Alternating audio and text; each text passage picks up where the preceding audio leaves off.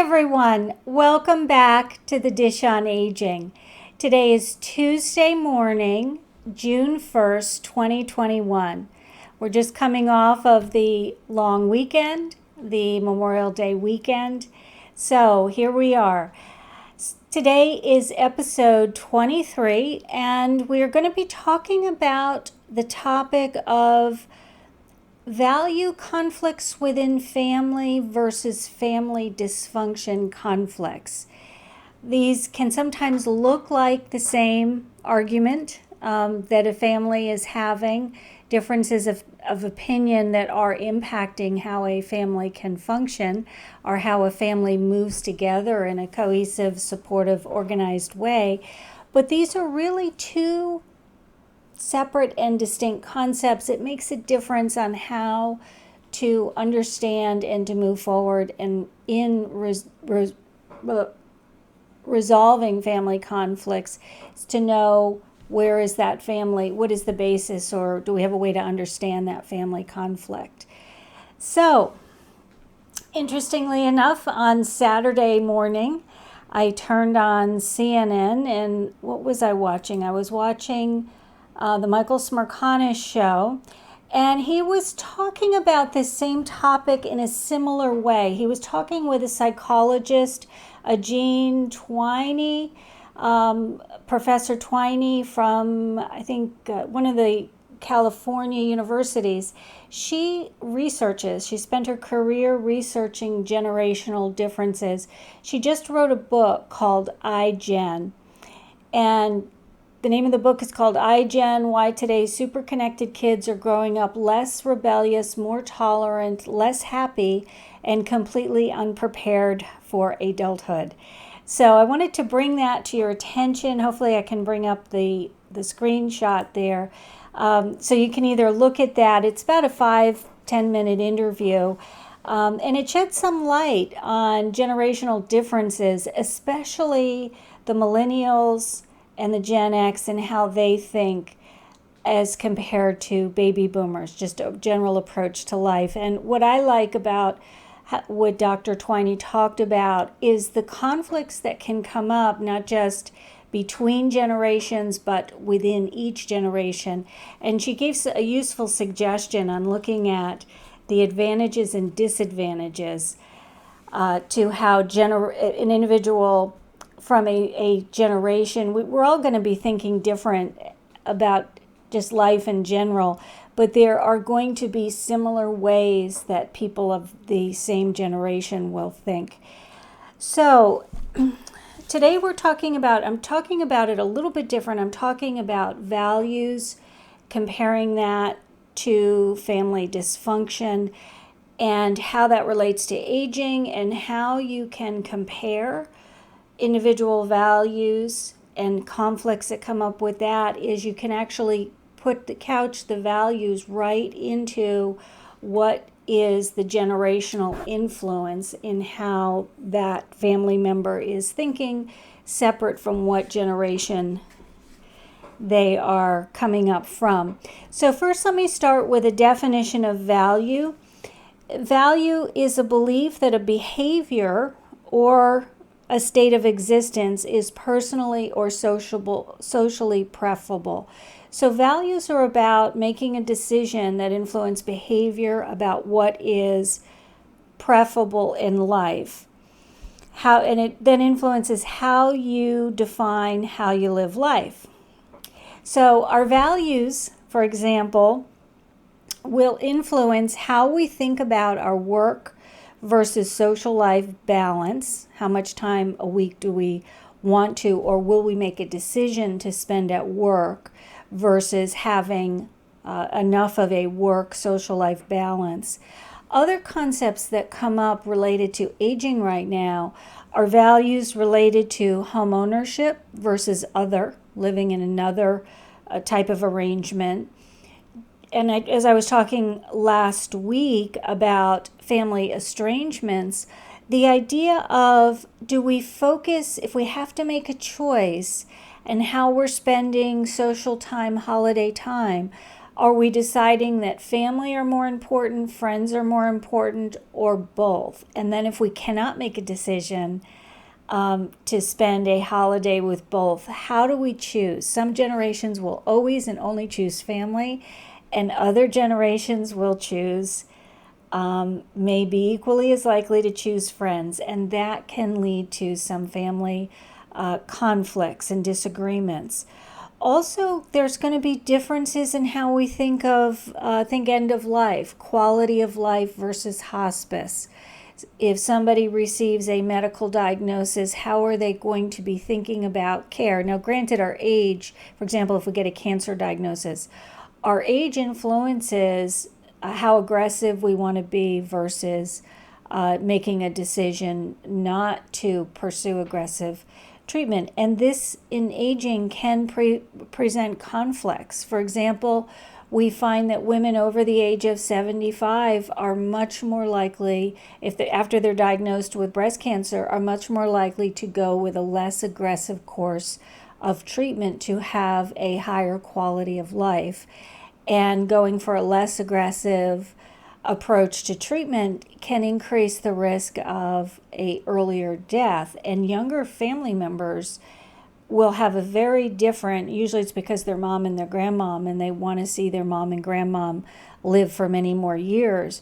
That can lead to, during a very emotional time in a family, a very, very significant conflict that the family then will have to address. Also, the idea is, do you live local or do you move away?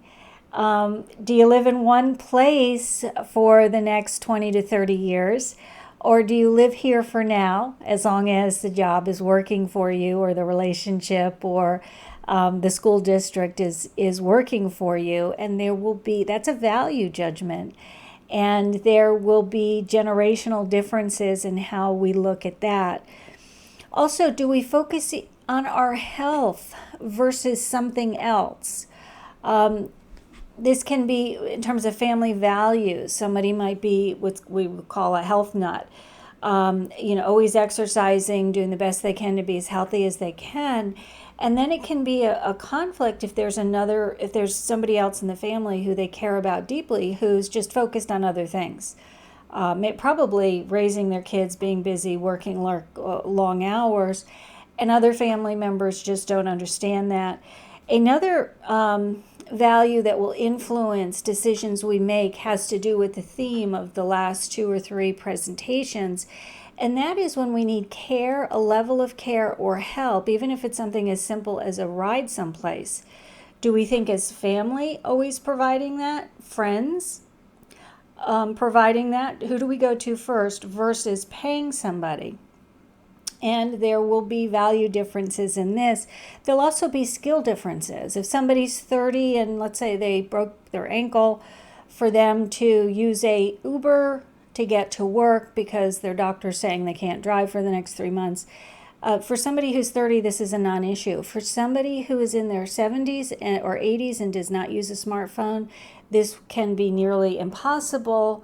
And I know what you're all thinking, well, how many people in their 70s and 80s are still working? Well, percentage, I think less than 10%, less than 15% are still working full time at that age. But it also comes down to how, if they're no longer driving, or if they can't drive, maybe they also fell and broke their ankle, and who do they rely on? Who do they call upon for rides? The value is, do you go for family? Is that only family? Is that only friends? Or is it paid help? And this actually comes up in my work because I tell people, this conversation came up, my value is, you're no longer driving. It's important you get out, say, to the senior center or to a regular leisure activity. And many seniors, their thinking is, I don't want to inconvenience my family. And they'll lean, I think it's too heavily on their friends. And I'm aware of this. This is a value difference, and it's my generation influence. I'll say to someone, well, I think it's better. I said, it's one thing if your friends are going to the senior center and asking them to swing by and pick you up. But in my mind, it's like, I don't think you can call your friends to bring you to the senior center every Wednesday. Maybe you can, but if there is a county transport that can come out, and most people who go to the senior center do rely on the county transport to get there, that's what I'm encouraging people to go towards. But it really is a value difference on who do you fall on first.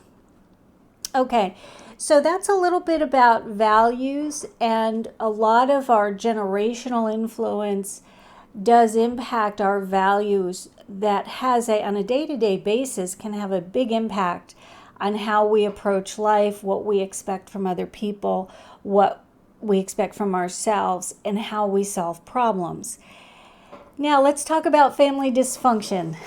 It's fun for me as a psychologist to Google search some of these very basic topics in psychology that I learned about, oh my gosh, 35 years ago. And then I Google them. It's just a part of my thinking and my work as a psychologist with all the years I spent in undergraduate and then in graduate school and continuing education credits.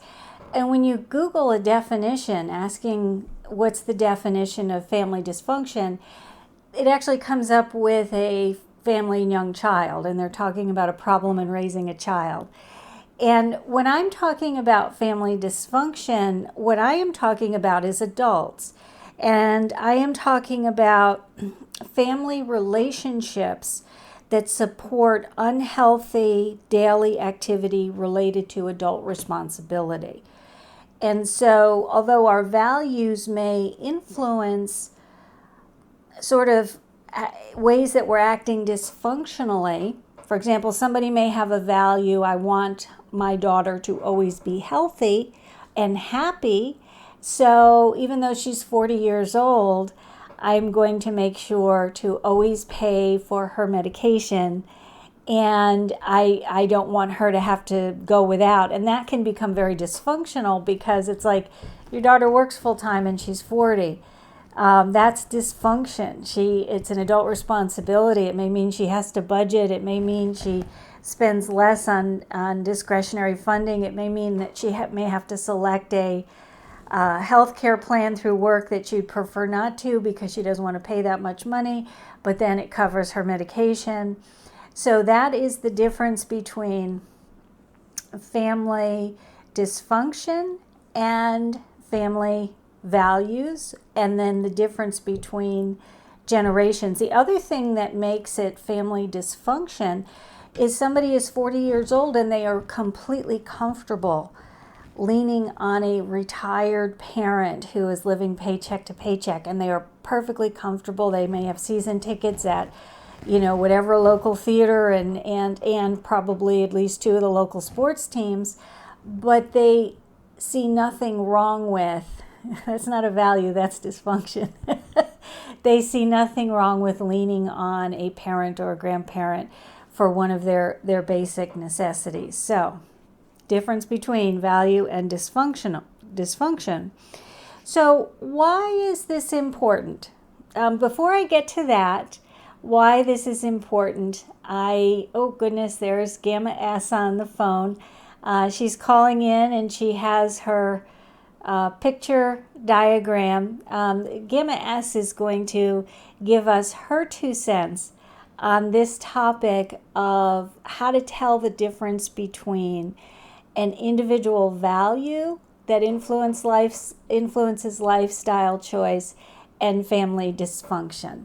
Okay, let's hear what Gamma has to say. Hi everyone, Gamma S here. Here I am out mowing my lawn. Well, we had a lot of rain this weekend, but at least Monday the skies cleared and we got some beautiful sun. I was surprised to learn a couple of years ago that homeownership is a value that the younger generations, it's something I value tremendously, not just as an investment, but in a sense of living stability, a sense of security, living within a community.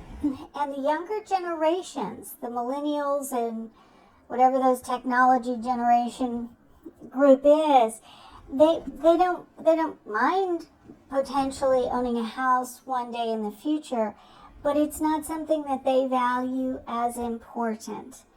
They value other things as important, like maybe talking on their phones and communicating by video from their apartment rather than going to work.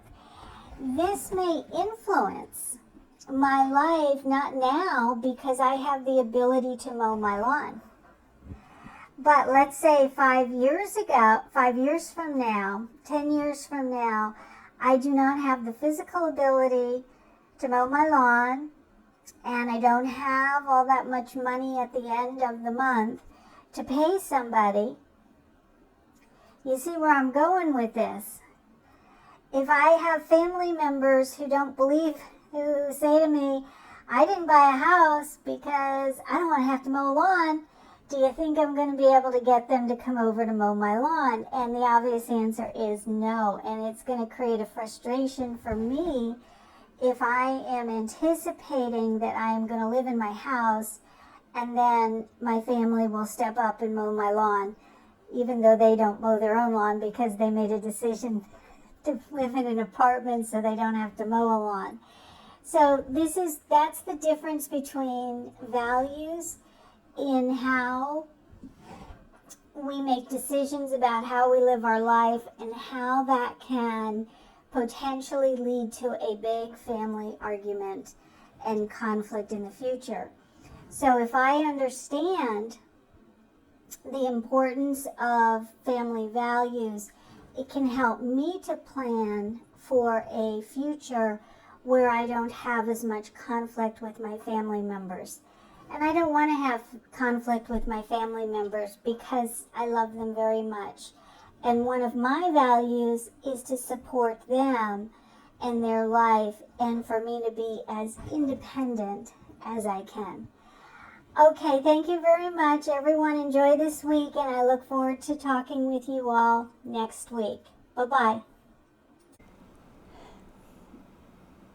Thank you, Gamma S. As usual, I really enjoy your personal experience as to help give some additional commentary and picture to the topic.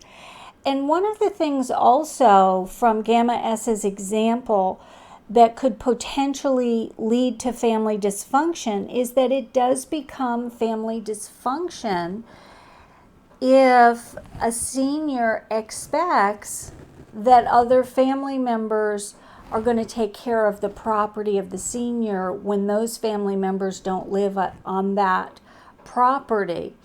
And the reason why it is family dysfunction, a key part of my definition of family dysfunction is the concept of adult responsibilities.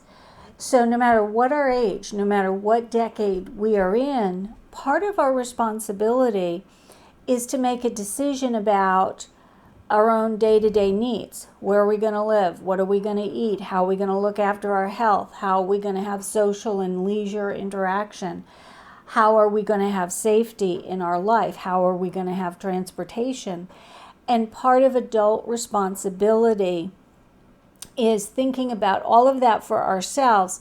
And we're not going to have to do everything. There are going to be things that we don't do. Some people never learn how to drive.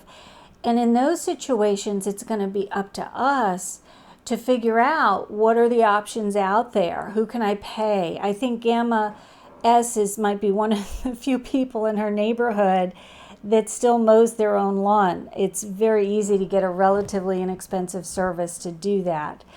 Other types of help that somebody might need around the house might be more expensive, and it may influence sort of the future as somebody moves forward. Does it make sense for them to continue to live in their house? And I know that this can be a very, very emotional topic for some individuals. Some individuals can feel so strongly about this they won't even consider a conversation about it. One of the things that the doctor in the book, iGen, Dr. Jean Twang, talks about is the idea that every generation will have their ideas, and sometimes those ideas work and sometimes they don't. And so the same idea can work in some ways and not work in other ways. And she was talking specifically to the Generation X, which is my generation, and also the generation millennials. The whole idea after this pandemic, it tends to be the more technically connected generation that is much more comfortable. They want to just keep all of this video work from home going. And the reason for that is because they find it gives them a little bit more work-life balance. And then it tends to be and one of the things Dr. Twang says is that that's not a bad thing, because for many decades now, an argument could be made that Americans have been spending way too much time working, not getting enough financial compensation necessarily for the hours that we are all working, and that it can have a negative impact on family relationships, social life, overall happiness, and even health if we're working too much. So she gave this wonderful example on the Michael Smerconish show yesterday, on Saturday, about how to think about each generation. And then, of course, there are going to be generational conflicts. Say, the baby boomers, Michael Smerconish said that he can imagine that the baby boomers might view the Generation X and the millennials as, quote, lazy. And you got to be careful about that if you want to have intergenerational family harmony. Although I totally agree with Michael Smerconish when he said that when we are coming from our own value system, that's how we see the world, and that's how we evaluate the rest of the world. And in terms of happy and healthy family relationships, I think it's going to be as important now in today's society as it has ever been for us to try to keep an open mind and see the perspective and the value of the perspective of other people, even if, and it doesn't matter if they're our generation and think different from us, or if they're thinking different because of a different generational influence. So, and again, that is going to be completely different. Value and generational differences are going, if a conflict comes up, that's going to be easier to handle than flat out family dysfunction.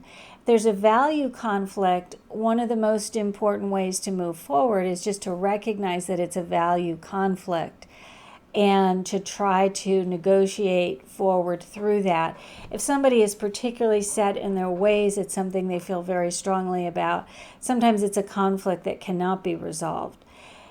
The challenge with family dysfunction, when you have, I'll go back to that example about the retired mother who's paying for the medications of her 40-year-old working full-time daughter so that the daughter can use her discretionary income every week. And somebody would say it's not discretionary. If you don't have enough money to pay for your medications at the end of the month, but you've got more than enough money to do all kinds of theater and sports activities, maybe at least once, probably twice a week, then some would say, and I have to agree, in an objective sense, that's just poor judgment.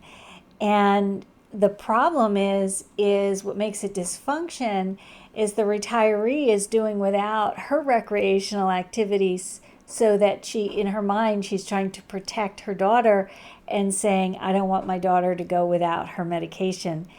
And so that is much harder to fix. And that is the type of situation where I have been impressed as a psychologist where some parents in that situation, actually in talking with friends, they can recognize, that might not be the best thing to move forward. Some people will actually seek out their own counseling, and usually they'll seek out the counseling with the idea of how can I get my daughter to to budget her money so that I don't have to pay for her medication anymore. And I know I used that as an example a few weeks ago because these are real problems that do come up in people's lives.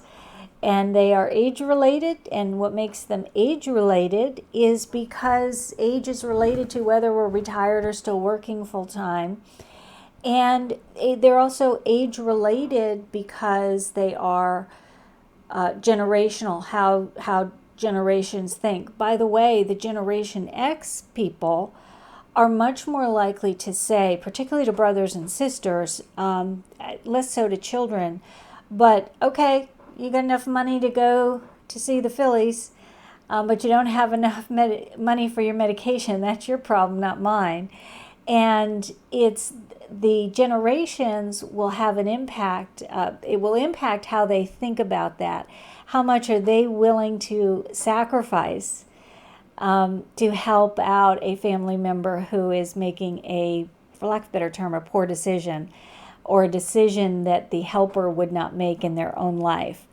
So if, in other words, if you are somebody who would forego buying tickets to the Phillies game if it meant you could not buy your medication that month, then why are you paying for somebody else's medication as they're going to the Phillies game? So in other words, that's also an imbalance, an inequity, some would say an unfairness, and that is flagrant family dysfunction. So anybody who is doing that, you have to take a look at yourself and figure out how you're going to get yourself out of that situation.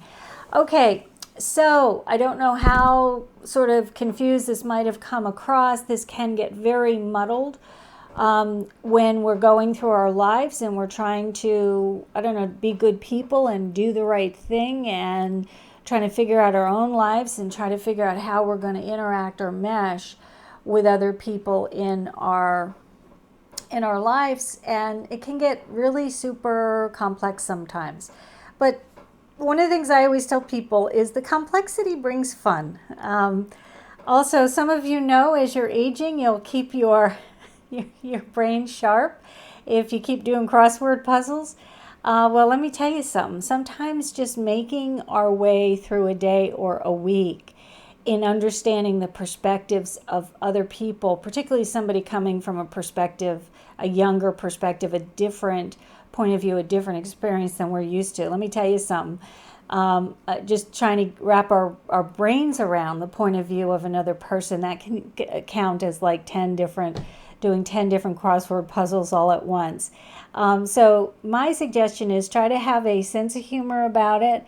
Look at the positive, and also I'm always trying to get people to seek health and happiness and loving and supportive families, because I think that's what, speaking of values, I think that's what most people value and seek out in life. So, okay, thank you very much. I look forward to talking with you next week, June 8th. Oh, and we're going to be talking about next week how to think about the adjustment of going out into public again after the pandemic. I'm actually surprised to hear some people are having difficulty with that. I happen to be somebody who had no difficulty at all, but I'm going to be talking about that. Hey, see, I got to realize the perspective of other people. All right.